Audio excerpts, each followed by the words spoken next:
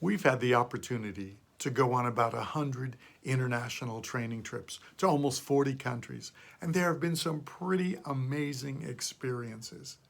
And as you can imagine, we've made a good number of mistakes along the way. But we hope that you'll be able to learn from our mistakes as you travel and serve in the name of Jesus. We often think that communication is primarily about words and language, but the facts are very different.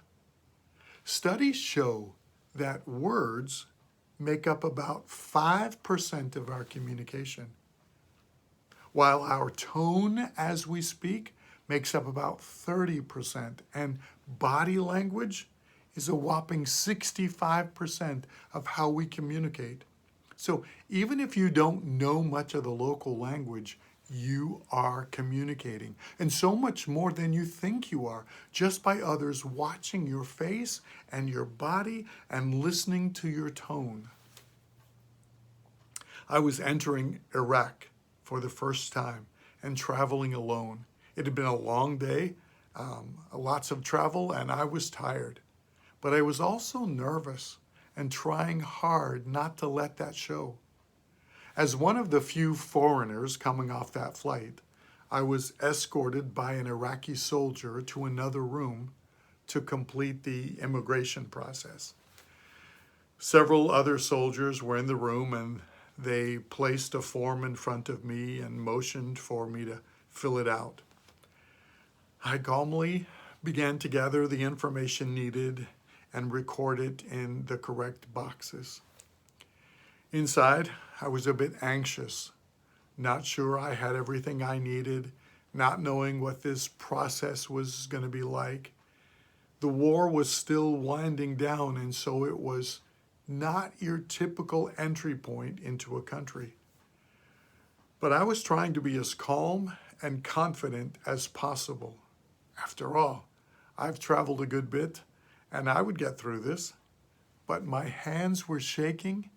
My handwriting was more difficult to read than normal.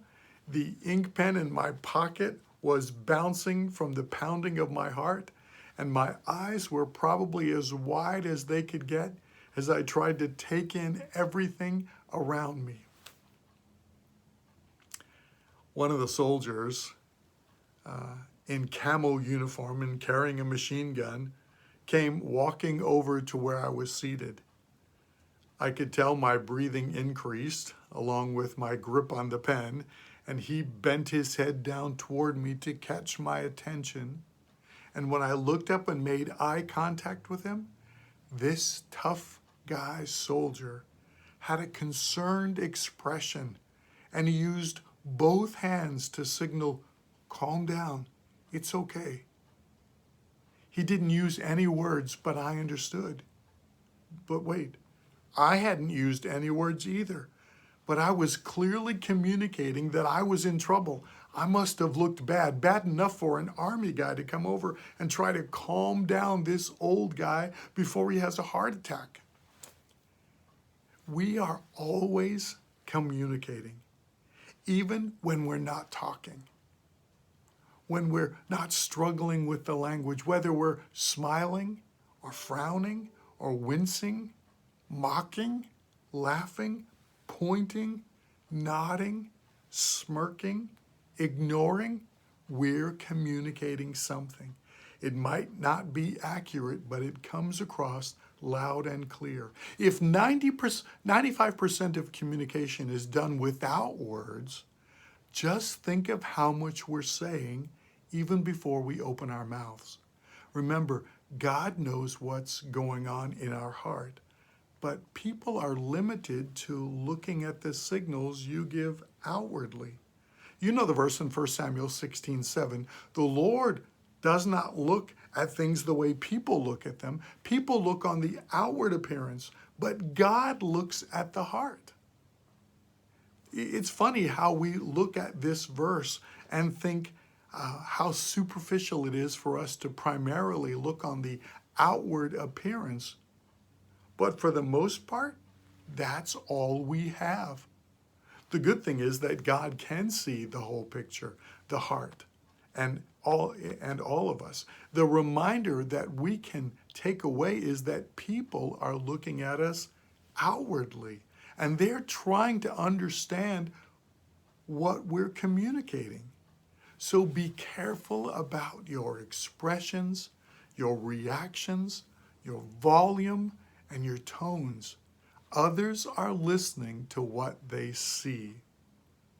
Here's some things to think about together. Share about a time when you received a text or an email, and judging by the words alone, you totally misunderstood what was being said.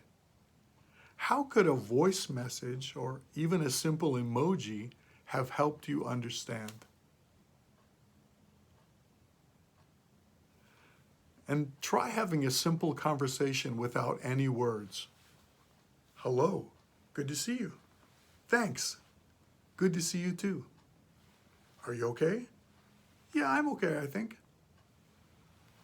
You need something to drink? No, I'm fine. What's wrong? It's my stomach, a little upset, I guess. Sit down over here and rest. Okay, thank you. What are some of the things to remember as you are around people who do not speak your language?